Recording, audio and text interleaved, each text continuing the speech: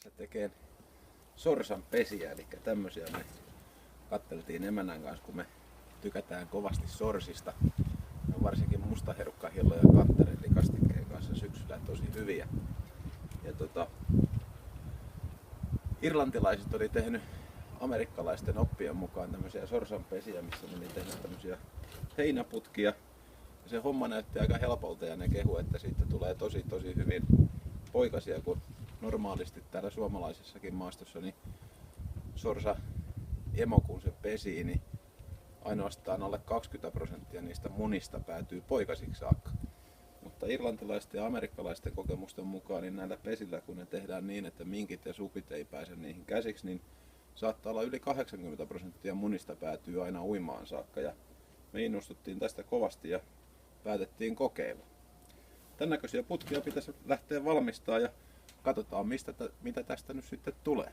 Eli lähdetään rakentamaan tällaista putkea ja siitä sitten eteenpäin niin, että saadaan ne tonne vesirajaan ja rantaveteen niin kuin pesäksi saakka.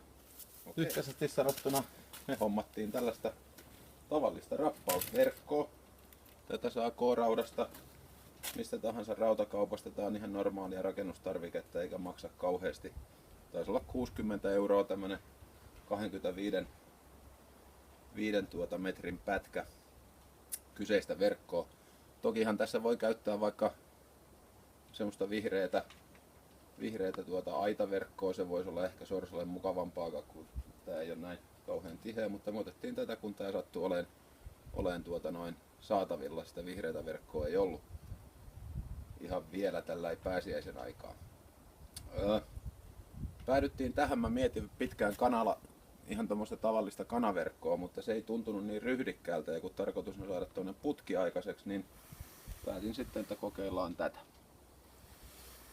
Ja homma lähtee siitä, että ne ohjeet, mitä irlantilaiset ja amerikkalaiset sanoo, oli se, että tämän pitää tosiaan olla metrin verran niin kuin leveä.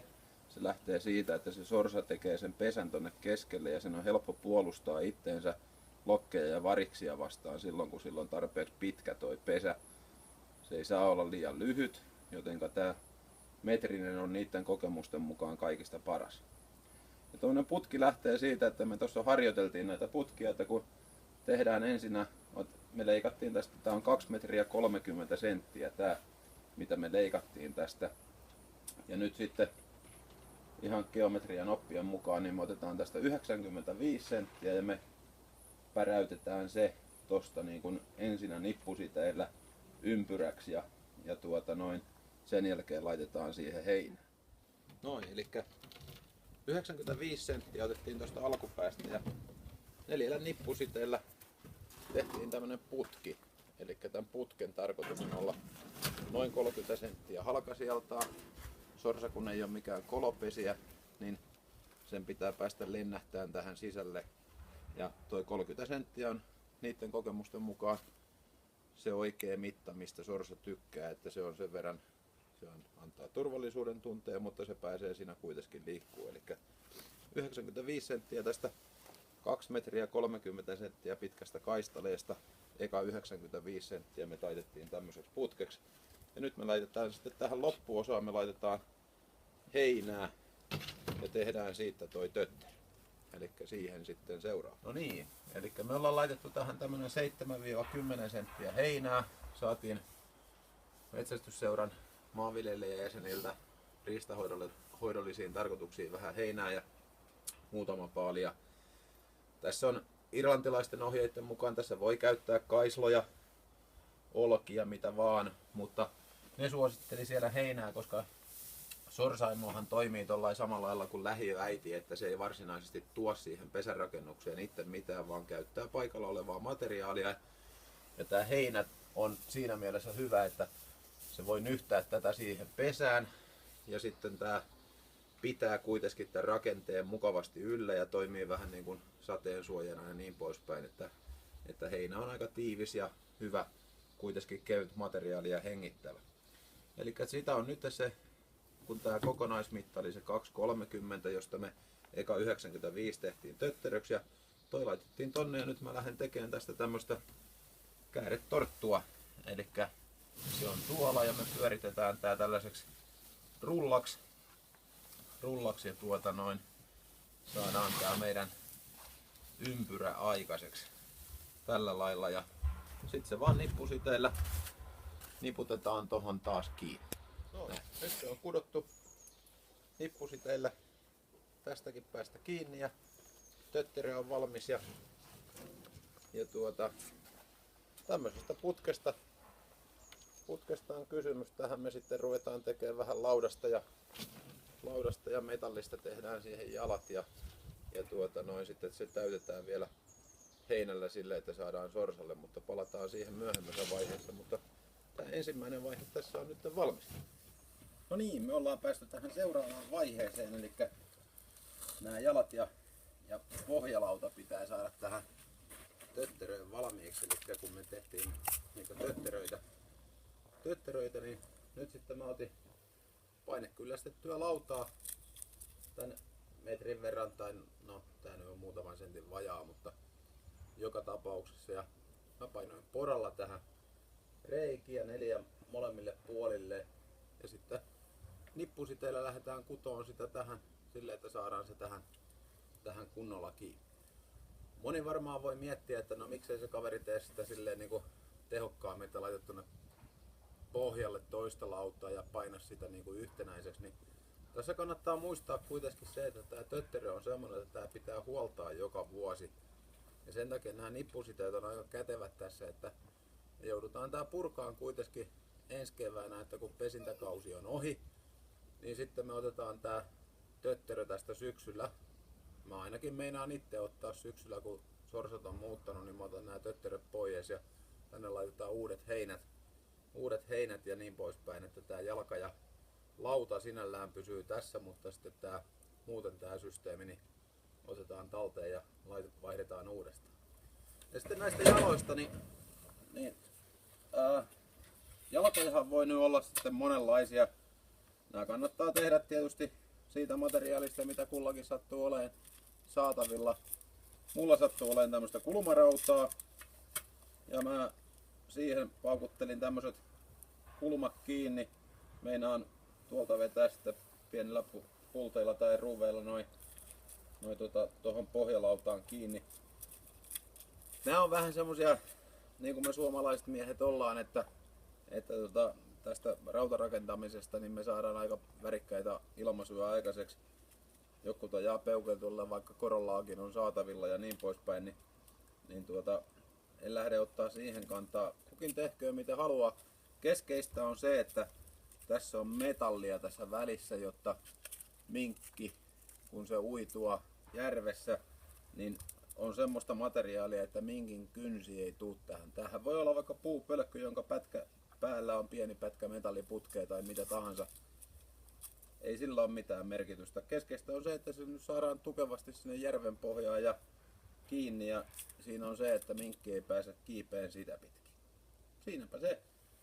Nyt mä kiristelen nämä mun nippusiteet tänne ja mä saan tästä tukevan pohjan ja sen jälkeen me lähdetään viemään sitä tonne maastoon. Hyvä.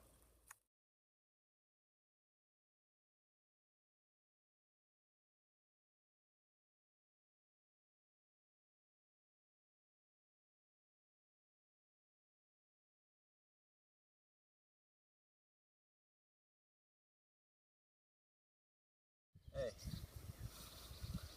No niin. Nyt me ollaan laitettu nämä jalat tänne pohjaan ja meidän tietämyksen mukaan niin tämmönen 30 senttiä tästä niin se riittää meille tulvakorkeudeksi aika hyvin tällä jään korkeudella mikä meille on. Näissä paikallistuntemus on tosi tärkeää. Muistatte sen, että vesi voi nousta aika paljon keväällä.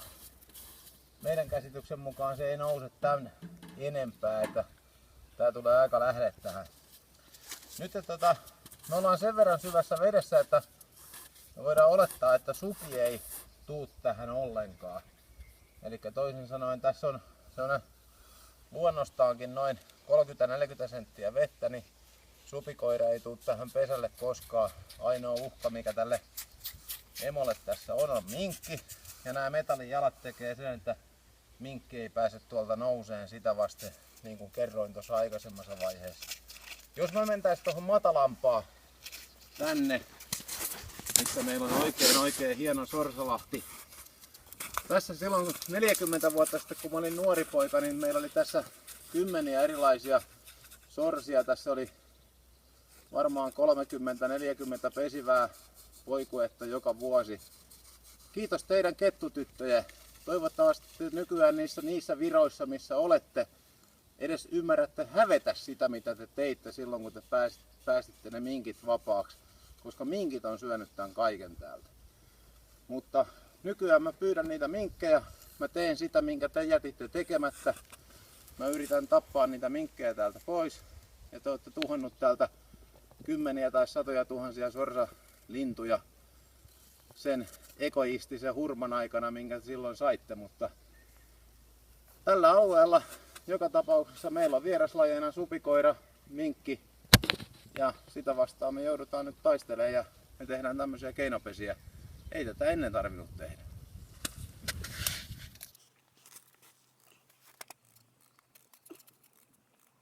Niin kuin mä sanoin, että sorsa on lähiöäiti, että se ei tuo mitään itse tänne pesään.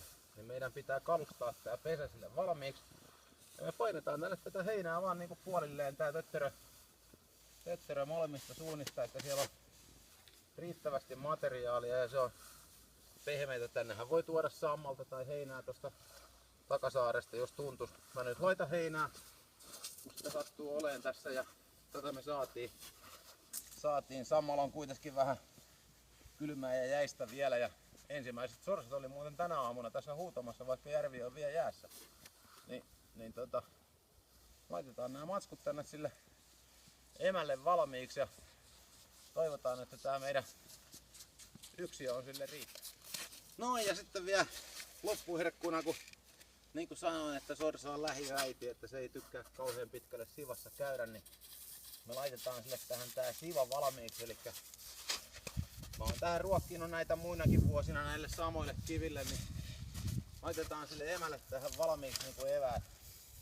Kun ne ensimmäiset tulee, niin toivon mukaan tää houkuttelee sitä sillä tavalla, että se tuumaa, että hei, tässähän on hieno pesi. Me voidaan jäädä tähän pesiin ja täällä on niinku eväät ja kaikki systeemit valmiina. Niin kuin sanoin, ne on tottunut käymään kyllä näillä kivillä syömässä ja ne tulee tähän joka tapauksessa, mutta mä en ennen houkutellut niitä pesiin, niin nyt kokeillaan tämmöistä. Tehdään tällaisia ja toivotaan, että supit ja minkit ei niinku häirittä meidän sorsan pesintöjä. Tää on ollut hyvää sorsamaastoa, niin kuin mä sanoin, ja katsotaan miten tässä käy. Se me nähdään. Ei mitään käsitystä, että onko tää hyvä tai huono paikka. Meillähän ongelma on siinä, että mettää riittää, sorsat on tottunut oleen siellä. Jos me saatais houkuteltua ne oleen näissä vähän turvallisemmissa tötteröissä, niin saatais hyvät systeemit aikaiseksi. Mutta aika sitten näyttää. Me jäädään tyttöjen kanssa odottelemaan. Me kaikki tykätään siitä touhusta, kun sorsat saa paljon poikasia ja me päästään touhuaan sitä varten, mitä varten tätä tehdään. Kiitoksia ja toivottavasti tämä innosti jotakin muutakin kokeilemaan samaa. Moi moi!